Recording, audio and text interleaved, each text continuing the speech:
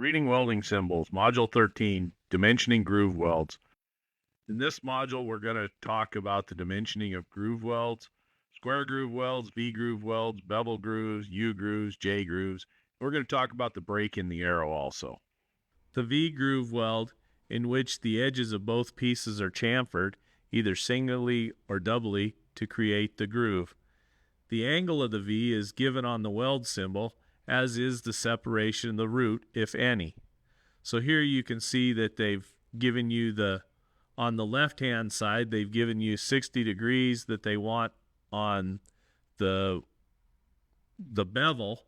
And then you can also see on the far side, they want that to be a partial penetration weld that goes in 3/8 of an inch. And then on the top side of that, they want it to go in 1/4 of an inch.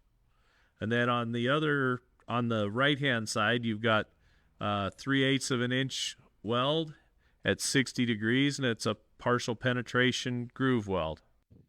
On this one, you can see where we've got the groove angle lined out. On the top one, it shows us the weld symbol, and then on the bottom, it shows us the graphical depiction. This is a partial penetration groove weld. You can see that 3/8 I've got circled on the top and the 3/8 that I've got circled on the bottom. This just tells us the depth of our weld. It isn't a full penetration weld. It's just a partial penetration weld. And that number right there tells us the depth of penetration that we're going to have for this particular weld. The bevel groove weld, in which the edge of one of the pieces is chamfered and the other is left square. The bevel symbol perpendicular line is always drawn on the left side, regardless of the orientation of the weld itself. The arrow points towards the piece that is to be chamfered. This extra significance is the emphasis by a break in the arrow line. The angle and depth of edge treatment, effective throat, and separation at the root are also described as necessary. So you can see how the arrow line, it's not just a regular weld arrow. It's got that angle in it, and then it's pointing towards the piece that needs to get the chamfer on it.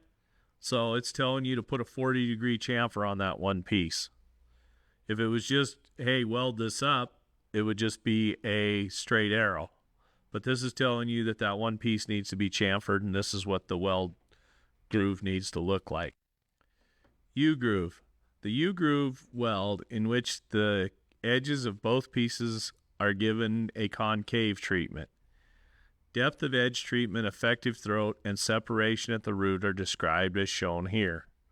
So on the top, you can see that it's telling us 3/4 of an inch and a 60-degree groove. So it's going to get a U groove, and it's going to be 60 degrees, and it's going to be 3/4 of an inch deep.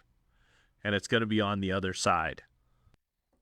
The J groove is a weld joint where one of the pieces is given a concave configuration and the other is left square. The perpendicular line is always drawn on the left side, and the arrow, with a break if necessary, points to the piece that receives the edge treatment. So here you can see a J groove.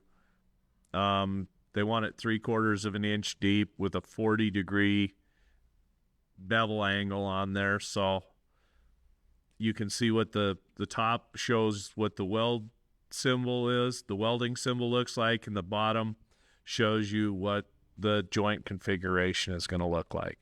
3/4 of an inch deep with a 40-degree angle on the J or the bevel. Summary, we talked about various types of groove welds and how you dimension them. Square groove, V groove, bevel groove, U groove, J groove, and then the break in the arrow.